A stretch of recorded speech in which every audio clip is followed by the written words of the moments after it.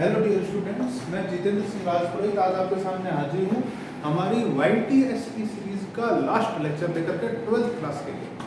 हम जो है आगे हायर फिजिक्स वालों के लिए अलग से सीरीज बनाएंगे, उसके अंदर इसकी टॉपिक से आगे का जो है पोर्शन उनके लिए लेंगे।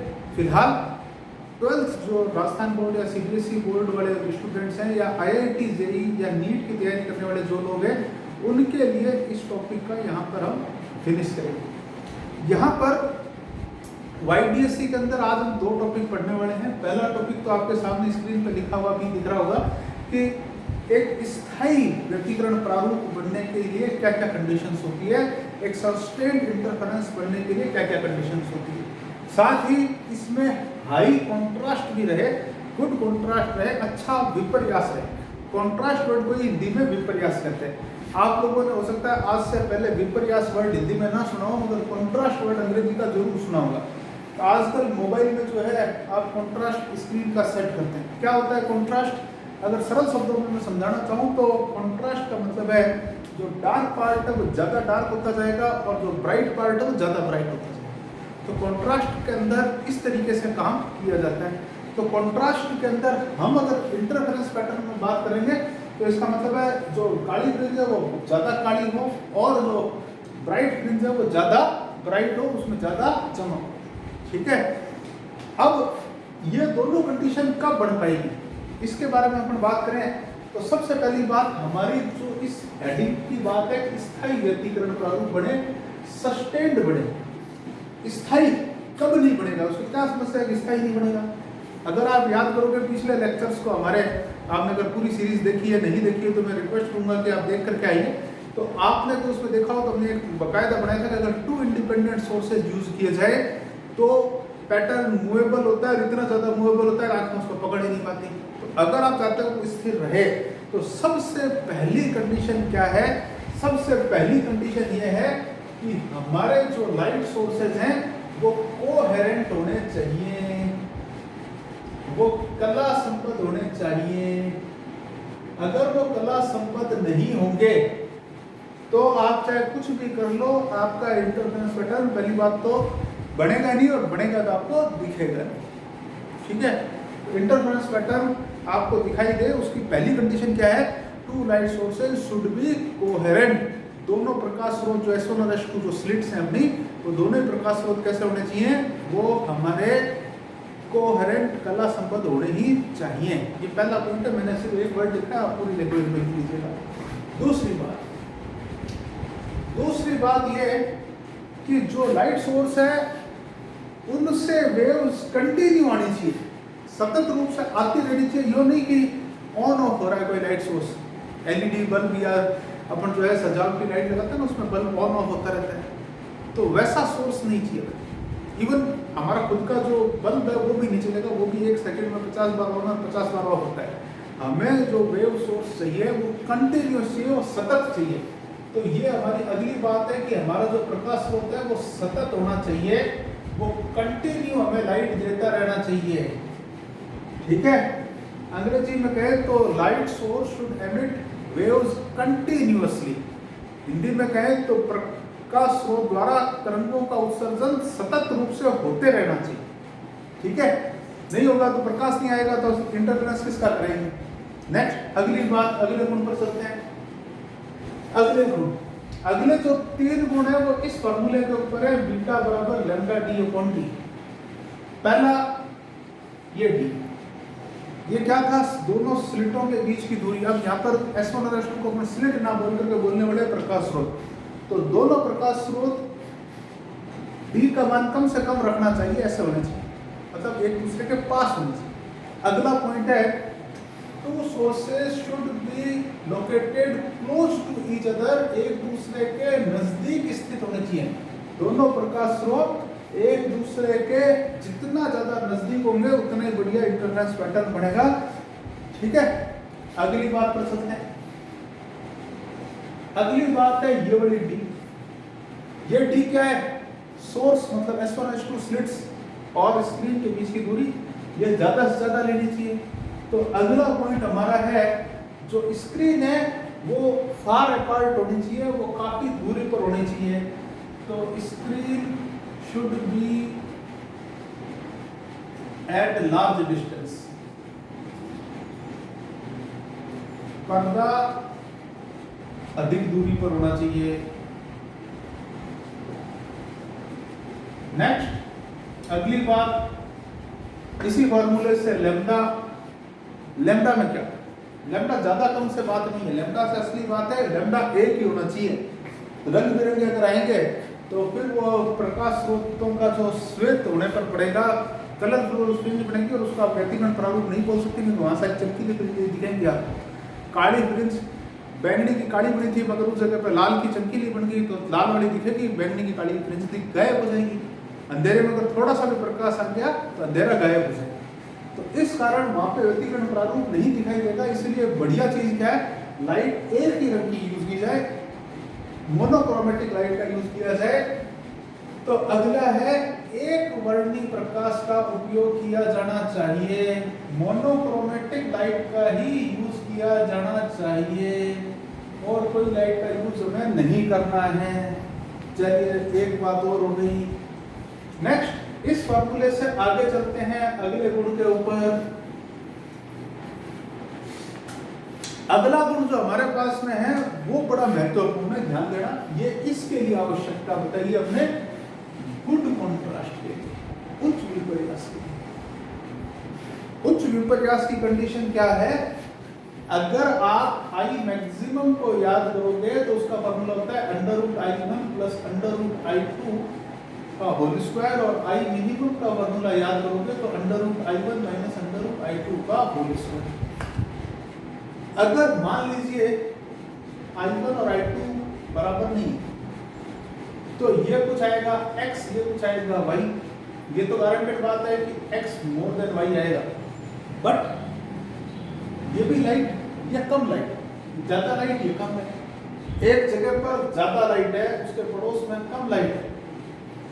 आप आंखों से ये तो देख लोगे कि यहाँ ज्यादा लाइट या कम लाइट, मगर आपको इनकी बाउंड्री, इनका बॉर्डर बीच में कहीं दिखाई नहीं देगा। आप प्रैक्टिकली फील करके देखिएगा।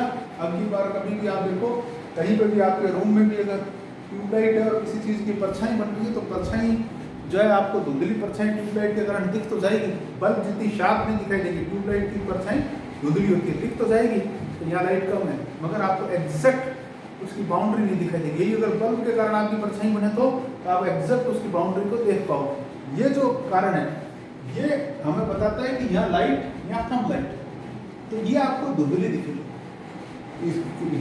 आप चाहते हो ज्यादा क्लियर दिखाई दे तो y का मान 0 होना चाहिए। लाइट और ये अंधेरा एग्जैक्ट क्लियर दिखाई दे। एग्जैक्ट क्लियर दिखाई देने के लिए ये 0 कब हो सकता है, जब I1 और I2 बराबर लिए जाए तो आपको चमकीली फ्रिंज और काली फ्रिंज के बीच का बॉर्डर एकदम क्लियर दिखाई दे जाएगा। तो ये जो हमारे पास में है, अगली कंडीशन है दोनों स्रोतों की तीव्रताएं समान होनी चाहिए।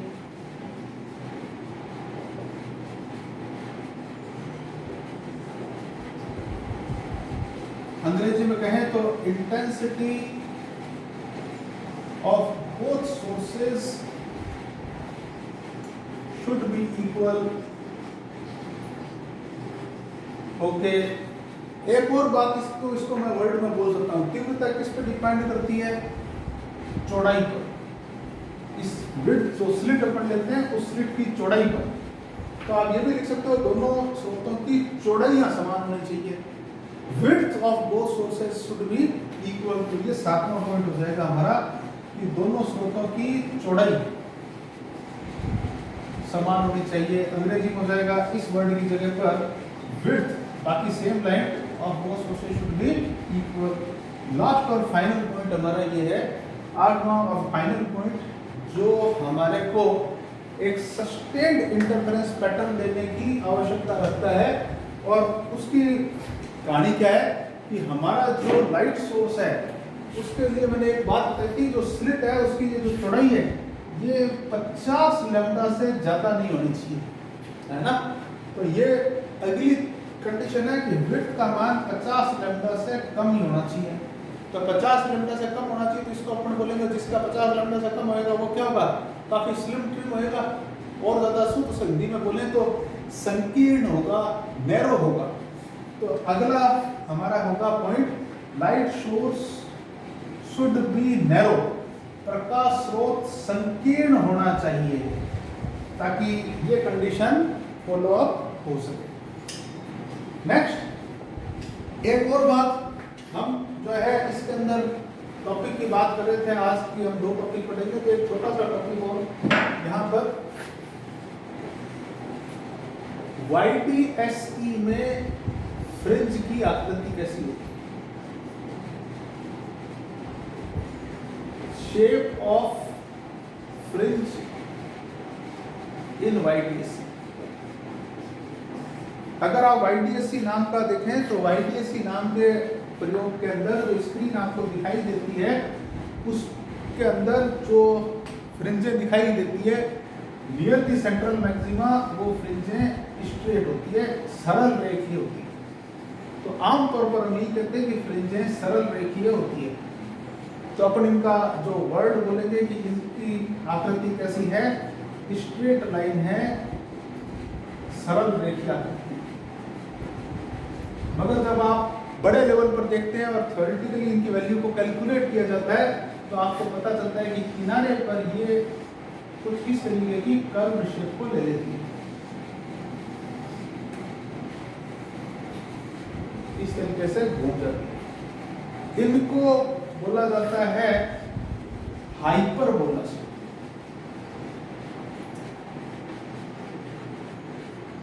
अति परवलय। सवाल ये कि इसमें से और इसमें से ज्यादा सही कौन सा है, ये वाला। अगर आप एक कंपटीशन का एग्जाम दे रहे हैं, नीट का, IIT का, और उसमें आपको पूछा जाए कि YTSE में फ्रिंजों की आकृति कौन सी होती है, 4 ऑप्शन दिए हुए हैं, 4 ऑप्शन के अंदर सिर्फ सरल रेखीय ही दिया हुआ है, अति परवलयाकार नहीं दिया हुआ है, तो आप सरल रेखीय ही टिक करेंगे। इसके अलावा कोई त्रिभुजाकार, वृत्ताकार, कोई और नाम दे रखे हैं उन्होंने, बाकी ऑप्शन सरल रेखीय नाम का एक ही ऑप्शन है, तो आप इसको क्लिक करेंगे। बट आपको ऐसा क्वेश्चन दिया हुआ है जिसमें सरल रेखीय और अति परवलयाकार दोनों ऑप्शन है, तो आपको अति परवलयाकार ही टिक करना है, वही सही आंसर होगा। ठीक है, चलिए नेक्स्ट एक और छोटी सी बात, व्यतिकरण के कुछ और भी प्रयोग दुनिया में हुए हैं, उनकी बात भी हम जो है आपके सामने यहाँ पर करना चाहेंगे कि व्यतिकरण के दुनिया में कौन कौन से फेमस प्रयोग और हुए हैं। तो व्यतिकरण के प्रयोगों की अगर अपन बात कर रहे हैं दुनिया के फेमस, तो YTSE तो था ही। व्यतिकरण के कौन कौन से प्रयोग थे, यंग्स डबल स्लिट एक्सपेरिमेंट तो था ही। YTSE तो सबसे पहला प्रयोग व्यतिकरण की खोज करने के लिए, प्रकाश के व्यतिकरण के लिए। मगर इसके अलावा एक और प्रयोग जो किया गया फेमस, वो सेम YTSE का फोटोकॉपी था, मगर YTSE की तुलना में बेटर प्रयोग था। क्यों था? YTSE में 2 स्लिटें ली गई थी, तो यहाँ से जो लाइट आती थी उसका 1% पार्ट ही यूज होता था, 90% पार्ट वेस्ट हो जाता था। जो दीवार पर टकराया वो तो वेस्ट होता था। इसके बजाय फ्रेनल नाम के वैज्ञानिक आए, उन्होंने यहाँ पर एक फ्रेनल बाई प्रिज्म नाम का प्रिज्म रखा। इस प्रिज्म की बात अपन प्रिज्म के टॉपिक में करे हुए हैं, आप देखेंगे तो वो वीडियो देख सकते हैं। इसका यह कोण 179 डिग्री और ये दोनों कोण आधे आधे डिग्री के होते हैं। तो ये जो इसका ऊपर वाला पार्ट है, ये एक वेव्स को इस तरीके से मोड़ता है कि इसको यहाँ पर आभासी स्रोत बन जाता है, और ये भी इस तरीके से मोड़ता है कि यहाँ पर एक आभासी स्रोत बन जाता है। तो यहाँ S1 और S2 टू इमेजिनरी सोर्सेज के रूप में बन जाते हैं। मगर खास बात होती है चूंकि उनसे लाइट बहुत ज़्यादा इस साइड पहुँच पाती है, तो इनका जो इंटरफेरेंस पैटर्न होता है उसकी कॉन्ट्रास्ट बहुत अच्छी रहती है। तो दूसरा जो प्रयोग था वो था फ्रेनल का द्विप्रिज्म प्रयोग। इसको बाई प्रिज्म बोलते हैं, द्विप्रिज्म बोलते हैं। तो ये फ्रेनल का द्विप्रिज्म प्रयोग था। हिंदी में फ्रेनल बोलते हैं, अंग्रेजी में स्पेलिंग है Fresnel, S is silent, Fresnel's biprism experiment. ठीक है, इसके बाद फिजिक्स में अगर इसका नाम नहीं लिया वैज्ञानिक का तो बड़ा दुख होगा। यह है न्यूटन का वलय प्रयोग, न्यूटन्स रिंग एक्सपेरिमेंट।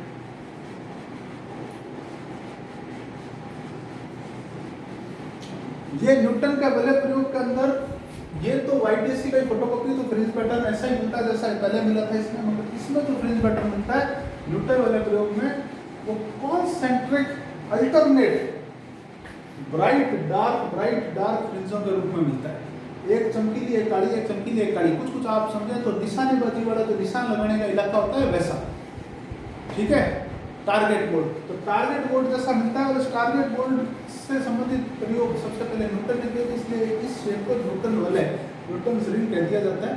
ये प्रयोग न्यूटन का डिस्कवर्ड नहीं है, प्रयोग तो किसी और वैज्ञानिक का डिस्कवर्ड है। जो शेप है वो न्यूटन द्वारा डिस्कवर्ड है, इसलिए इसको न्यूटन रिंग एक्सपेरिमेंट कह दिया जाता है।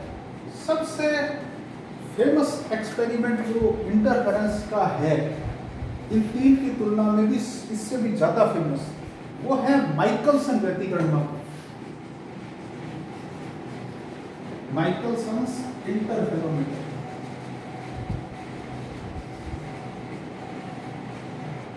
माइकलसन व्यतिकरण माप